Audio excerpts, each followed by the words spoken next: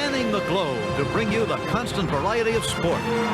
That is incredible. The thrill of victory. Absolutely the best. And the agony of defeat. Look at him go! Oh, baby. Oh, no. This is ABC's Wide World of Sports. The Memorial Day Double offers a unique challenge to the daredevils of IndyCar and NASCAR. 1 day, 2 races, 1,100 miles, and a flight from Indianapolis to Charlotte in between. Before 1974, the 500 always ran on May 30th and never on Sunday, allowing stock car racers to try their hand at month of May glory.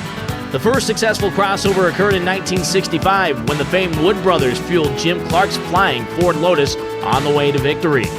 1 year later, in 1966, NASCAR Hall of Famer Cale Yarborough went so far as to skip the World 600 to focus on Indianapolis.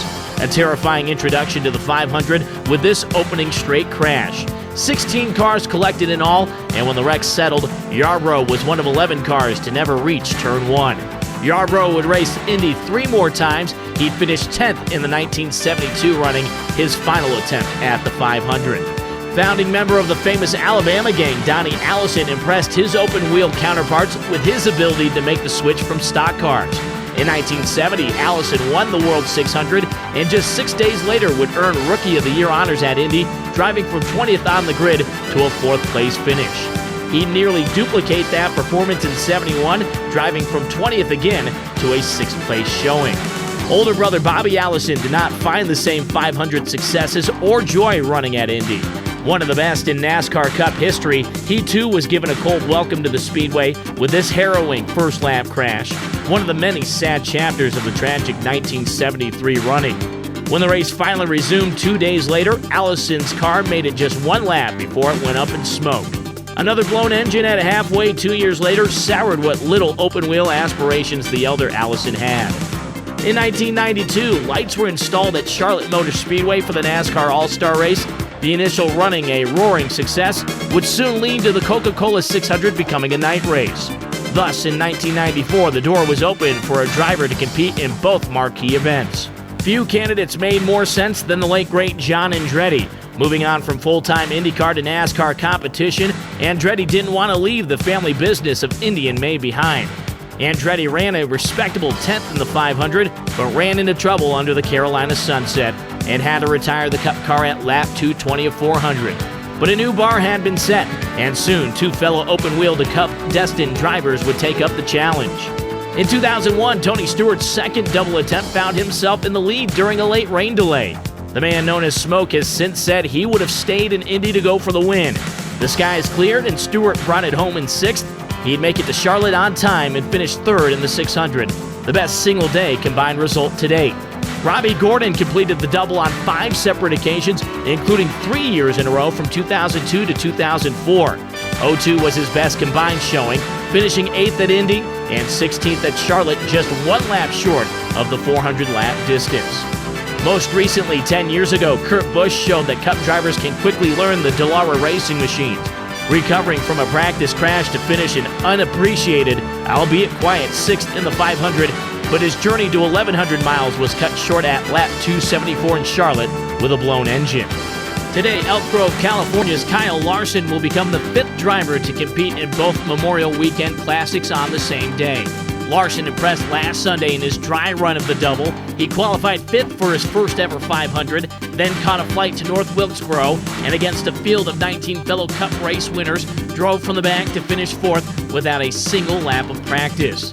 Feats like this lead many to believe that Larson is the best oval racer on planet Earth.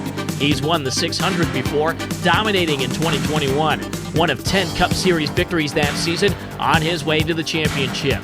But to find success today in Indy, he'll have to take on 32 world-class open-wheel racers as part of one of the fastest fields in 500 history. At the front of the grid, history made again. For the first time in 36 years, one team occupies all 3 spots on the front row. In 1988, it was the Roger Penske trio of Rick Mears, Danny Sullivan, and Al Unser. Today, same as it ever was. The green flag will be taken by the Penske trio of McLaughlin, Power, and Newgarden. New Zealand's Scott McLaughlin set a new pole speed record in the Fast 6 shootout, 234.22 miles an hour. Speed's fitting of the famous yellow submarine he drives. Scotty has never finished better than 14th in 3 tries. He looks for vast improvements this afternoon. Australia's Will Power earned the respect of an Indy 500 champion in 2018.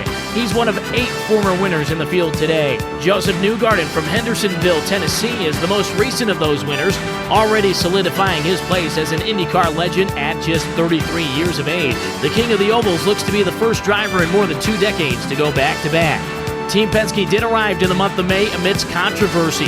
Newgarden's season-opening win at St. Petersburg stripped weeks after the checkered fell when the series discovered that the Penske cars had illegally overused the push-to-pass button. And Newgarden's win in last year's event wasn't without controversy either. On the opposite end of the grid, the speedy Swede Marcus Ericsson believes he should be going for an unprecedented 3rd 500 win in a row. IndyCar making the decision of a 1-lap shootout with no warm-up to give fans a green flag finish. Ericsson will try to settle for 2 out of 3, but will have to do it from all the way back in 32nd. Just behind the front row is another Californian in the aggressive Alexander Rossi. He's tired of hearing about the Penske power. Rossi took home the coveted win in the 100th running on patience and fuel strategy. Maybe today that same thought process could make him the 21st driver to claim multiple 500s. New Zealand finds more representation in Scott Dixon. The 43-year-old is on a very short list of drivers that just one Indy 500 win feels like a disappointment. Last month in Long Beach, Dixon showed why he's still one of the best at his craft. He starts outside row 7 today. His teammate from Spain, Alex Palou, claimed his 2nd IndyCar championship in 3 seasons 1 year ago. In last year's 500, Palou rebounded to a 4th-place finish after facing a bitter irony of Indy, that the 60-mile-an-hour pit road can be the most treacherous part of the course. Palou launches from the middle of row 4. The man to cut across the nose of Palou was Dutchman Rinus VeeKay. In 5 Indy starts, VeeKay has never seen so many cars in front of him on the grid. A career-worst 7th starting spot. He too recovered to finish 10th last year. Joining those two at the top of the potential first-time winners list has to be Pato O'Ward. He vows to be more aggressive this year after this late crash underneath Ericsson. Pato starts 8th and hopes to make Mexico the 12th different nationality to reach victory lane in the 500. Japan has already been represented twice thanks to Takuma Sato, who won in 2017 and 2020 and was making this pass on Dario Franchitti in 2012 away from already being the 11th 3-time winner. Sato rolls off from inside row 4. And in the middle of row 7, we find Brazil's Helio Castroneves. His name rings alongside the legends before him: Foyt, Unser, Mears. These are the 4-time winners. Helio has run in every Indy 500 since 2001, with the 3rd time going for the 5th be the charm into uncharted waters. These are just 12 of the 33 stories to be told at the Brickyard today. And with 800 straights, 800 corners, one will end with a timeless tradition: a wreath bestowed, the swig of milk, a kiss to the hallowed bricks, and your face forever immortalized on the antique silver cup. The Memorial Day double returns to the Indianapolis Motor Speedway. Live from the world's greatest racecourse, this is the greatest spectacle in racing. This is the 108th running of the Indianapolis 500.